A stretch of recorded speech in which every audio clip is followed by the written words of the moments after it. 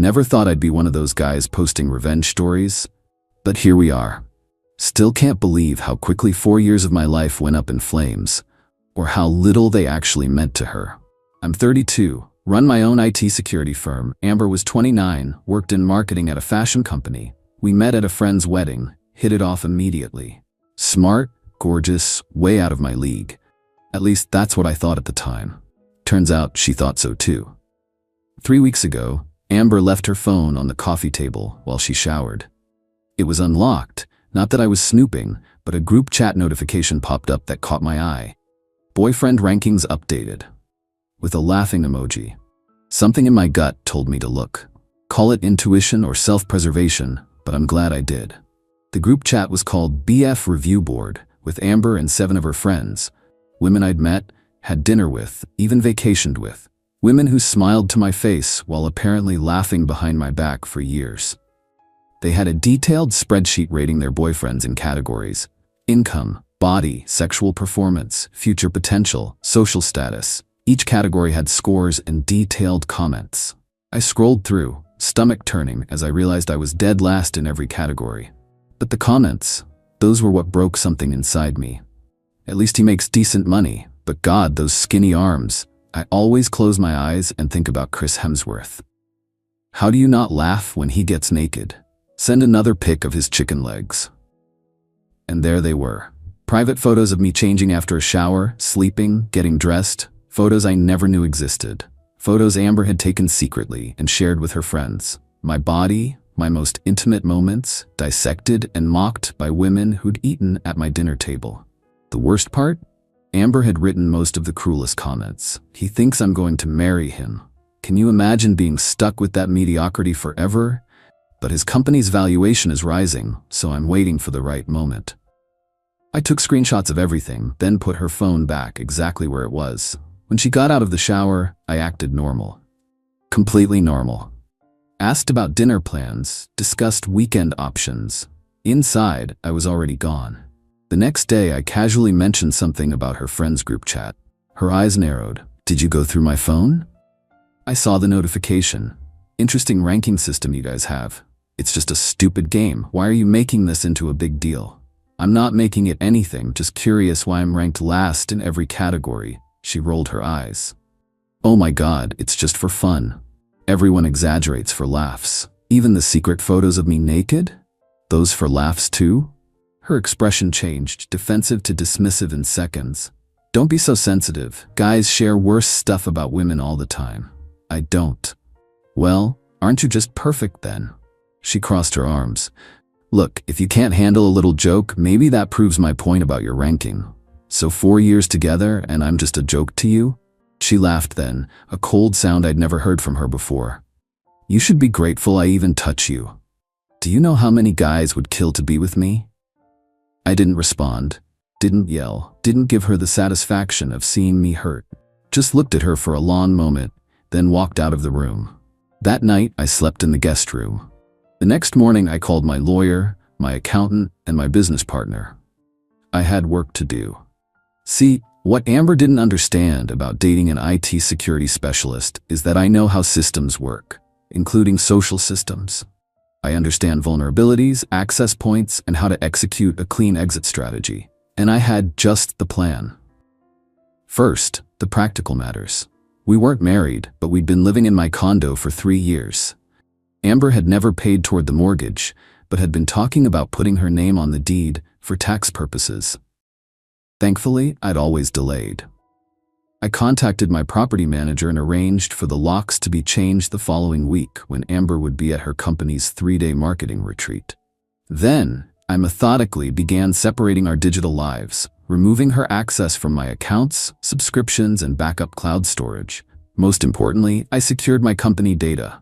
Amber had occasionally helped with some marketing materials and had access to some non-critical systems. All of that had to go. The personal stuff was trickier. 4 years together means intertwined lives, photos, memories, mutual friends. I didn't want any of it anymore. But I also didn't want a dramatic scene, so I planned a controlled demolition instead. For the next week, I was the perfect boyfriend. Attentive, thoughtful, normal.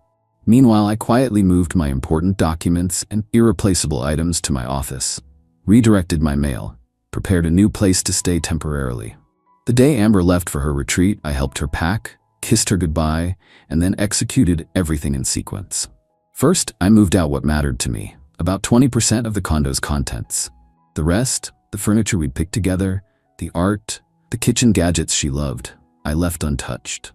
Material things can be replaced. My self-respect couldn't. Then I had the locks changed, the security system recoded, and her key fob deactivated. Legally sound since the property was solely in my name, and she had no rental agreement or equity claim. Next came the digital separation. I didn't just block her, that would be too obvious. Instead, I set up forwarding rules and filters. Her messages would appear delivered, but would actually go to a separate folder I'd never have to see. Her calls would ring, but go straight to voicemail. To her, it would seem like I was just ignoring her. In reality, I would never even know she was trying to reach me. The third step was the social firewall. I didn't blast her publicly. That's amateur hour. Instead, I sent individual messages to 10 mutual friends I actually cared about. Included screenshots of what she'd said about me, about them. Oh yes, her friends rated them too. And about their partners. No commentary needed. Just evidence. For my business contacts, I sent brief professional notes explaining that Amber and I had parted ways and to direct any communications to my official channels only. Then I checked into a high-end hotel across town, ordered room service, and slept better than I had in months. Amber's retreat ended early on the third day. I know because the security cameras I'd installed at the condo, which she never knew about, sent me alerts when she tried to enter. I watched remotely as she discovered her key didn't work, her code was rejected, and her increasing panic as she realized what was happening. The first text started at 8:42 p.m. What the hell? My key doesn't work. Are you serious right now? Answer me. I didn't, of course. Didn't even see them until much later when I checked that filtered folder. A week later, she emailed me a spreadsheet of her supposed contributions to our household expenses over 3 years, demanding her fair share of the joint purchases we'd made. I didn't respond. Never opened the attachment. That money was the cheapest price I could pay to learn who she really was. Her friends started texting next. The loyal defenders sent to make me feel guilty. They got the same digital black hole treatment. By the second day, she was at my office. My staff had been briefed. Polite, professional, but absolutely no access and no information about my whereabouts. The security footage showed her screaming at my assistant, demanding to know where I was. My assistant, Kate, handled it beautifully. Calm, emotionless, and with security on speed dial. By the end of the first week, the social implosion was complete. Those screenshots had worked their way through our social circle. Amber's friends had turned on each other, realizing they'd all been subjects of mockery too. Their little ratings club had become mutually assured destruction. It was during the second week that Amber's marketing firm went through an unexpected security audit. Nothing to do with me, officially. But when auditors discover an employee has been using company servers to store and share unauthorized explicit images, there are protocols that must be followed. Employment terminated. Legal team notified. Personal items shipped to her sister's address, where she'd been staying since finding herself locked out of my condo. By week 3, Amber was effectively homeless, crashing with her sister, jobless, and socially radioactive. Not a single mutual acquaintance would touch her situation. The perfect boyfriend she'd mocked had disappeared, leaving only scorched earth behind.